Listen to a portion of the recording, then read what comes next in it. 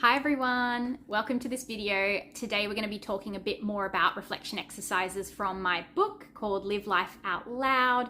I talk a bit more about this journal in my first video, which is included in the comments, and there's some links down there. But this section is going to be all about section 2 of the book, which is called Relationships. This activity is called Challenging Interactions, and it's really designed to hold space for you to explore a relationship or connection in your life that you really struggle with.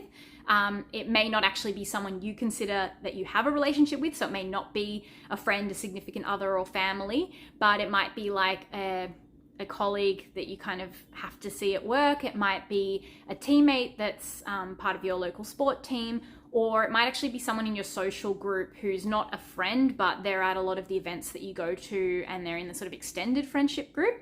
So anyone that you find quite challenging to interact with and you leave feeling sort of worse about yourself, worse about your life, or just it's just not a pleasant interaction. And the reason I love this section is because it really allows you to explore a bit more about why you're struggling with that, what's going on for this person, and hopefully leaving with some new perspective on the situation and really trying to view it from a third party side of things. Often with people who are really challenging, particularly people with really big egos or who aren't particularly emotionally intelligent, it's really hard to actually change and influence how they act. So realistically, if you want to change the relationship or the way you feel about it, the only other choice is to think about how you engage with the person, how much you engage with them. And sometimes when you don't have a choice about that, it's about how you actually perceive the situation, how you respond to the person, and how can you minimize the negative impact that has. And ideally, how do you turn it into a positive relationship? But again, that's not always possible. So that's the nature of today's activity. And it also comes out of a quote I love from Brené Brown. The book actually has a few pages that have famous quotes that I love. So this one is, "People are hard to hate close up, move in." And I just really like that concept because it's not saying that from close up, by understanding someone, you'll absolutely love them and it's going to be a materially different relationship, but it's definitely harder to hate someone when you really understand where they're coming from, what's going on in their life, and what's important to them, and why they're acting the way they are. And that kind of gives you some perspective on how you might approach them differently in the future, or at least it kind of makes you potentially like understand a bit more where they're coming from, even though their behaviors aren't necessarily like rational or are still having sort of a negative impact on people around them. So the first question is to write down what context you know this person in. So where is it in your life? Again, is it a work setting? Is it a sports setting? Is it a family member, or maybe like an extended family member, like your partner's family or something like that? And is it something that, is this a person that you have to see regularly? Is it someone that sort of happens to be there sporadically on and off depending on what social events that you go to? And also have a bit of a reflection on the context and the history together. So maybe at one time you were closer friends and it's changed over time, or they've changed over time, or has it just always been like this? You've immediately really struggled with them. And think a bit more about, why that is and how it shows up in your life. The second question is about what you're finding difficult about them. Like, be specific about what is the emotion that you have when you're engaging with them. How do you leave those conversations feeling? And what specifically is really upsetting you? Because while some people can just be straight up not very pleasant people and, have a multitude of things that you just don't respect about them, or you don't like, or that don't resonate with you, a lot of people in our lives that have these kinds of feelings about, it's often like 2 or 3 specific things that are really grating, and the other stuff sort of just like, hey, we're all human beings, we're all pretty different. So in this case, is it that you're constantly leaving feeling super angry about something? Is it something about their comments being really egotistical and undercutting your own self-esteem and making you feel really bad about yourself when you leave a conversation? Is it that there's someone who always makes it about them and they don't ask you many questions and you struggle with that? Or maybe it's someone who's just really dramatic and every time you meet with them, you just feel like there's just a lot of negativity and it's just not like pleasant to be around. So it could be a multitude of things, but really taking some time to reflect on, what is it about this relationship, this person, that I find particularly difficult or draining? How do I leave the situation feeling? And then we move over into a few questions about understanding more about how their context plays out, what's going on for them and how they feel, just to get a bit more of that third party perspective. So the first question in this area is, what are their values or what matters to them? So they might not have, straight up said to you, these are my top values in life, but it's often very evident what's important to people in their life based on what they're prioritizing. So if they're spending a lot of their time and money on certain things, if they're constantly talking about certain things, and if they're rewarding certain types of behaviors in their life, or the types of people they surround themselves with are of a very certain, nature or style.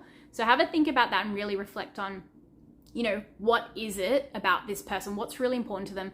And the reason that's an important question to ask is because often those negative traits, they're being driven out of something else. And like the simplest example I can give from a career setting, because that's where I do a lot of my sort of leadership coaching, is sometimes people struggle with these, the type of people that really like big note themselves at work. They're not really team players, or maybe they're like undercutting other team members or talking over the top of them. And often when I talk to someone about what they're struggling with that, I mean, it's obviously not pleasant, but they come to this, realization or like point that they're saying, well, actually what matters to this person is their career. Like very often those people are super, super committed to their career. They're really ambitious, highly driven. They really want to succeed in that. And actually maybe they've made sacrifices in other areas of their life. They've constantly put their career first. They work really long hours, and maybe they don't spend as much time with friends and family. Maybe they don't have a lot of other hobbies, and there's no judgment on that. Like every person chooses how they want to run their life. But the point I'm trying to make is maybe you can actually start to see that this person's really over-indexing in the area of their career. And maybe that is why sometimes they're making these not very positive choices about how they interact with other people, but perhaps it's driven out of the fact that they have super high expectations for other people in their life. They have really high expectations for the team, or they have really the perfectionistic tendencies. Maybe they have a really specific way that things need to be done. And it's coming out of a sort of good place originally, but it's not coming out well for you or for the team and the people around them. So that's just one example, but really going back to that question, what is important to this person in their life? What do they really care about, and where do they prioritize their time? Starts to really give you a sense of what matters to them. The next question you might want to ask yourself is, what might be going on for them right now? So just thinking about it in that context, you may not know that much about them if you don't like to associate yourself with them and talk about outside of work things or life things, but maybe it's like, COVID, maybe that a family member's really unwell, or maybe that they've been under a lot of pressure with some really heavy deadlines, and their team's been under a lot of public scrutiny at work, or some legal action or something like that. So this is just taking time to reflect on anything that could be going on for them in their context. As we know, stress puts a lot of pressure on us, and we don't always show up at our absolute best when we're really stressed out. So I'm not making excuses for anyone, but I think it's important to acknowledge that we're all human, and actually these other things that are happening in our lives and our context are a really important part of how people feel and how they respond to us and how we respond to them as well. So there's a few other questions, but one I would sort of suggest asking yourself then is, what's outside your control about this situation? So with this person, what can you control and what can't you control? And I'd most often make the point that it's very unlikely you can actually directly control what this person does. I mean, you could choose to give them some honest feedback and have a really open conversation. That definitely can help influence the relationship, but you can't physically force this person to act differently to you, and so that might be something that is somewhat out of your control. You might have specific things like giving feedback that are in your control, but there's a lot of other stuff like how they actually choose to behave is ultimately not in your control. So taking time to reflect on that stuff is really important, because we can often get so caught up in these things that are someone else's behavior that we ultimately can't actually influence. And it's not helping us to focus too much on those things either. We want to focus on the things that we can actually influence in our life that will make the situation better. So this might be things like how we're perceiving the situation, or, how we talk to this person, or what feedback we give them. That's something we can control.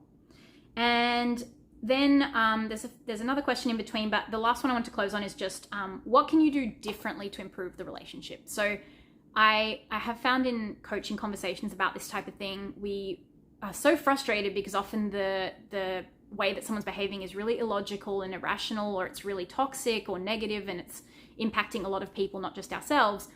But we still have the chance to sit down and actually ask ourselves, well, what can I do differently?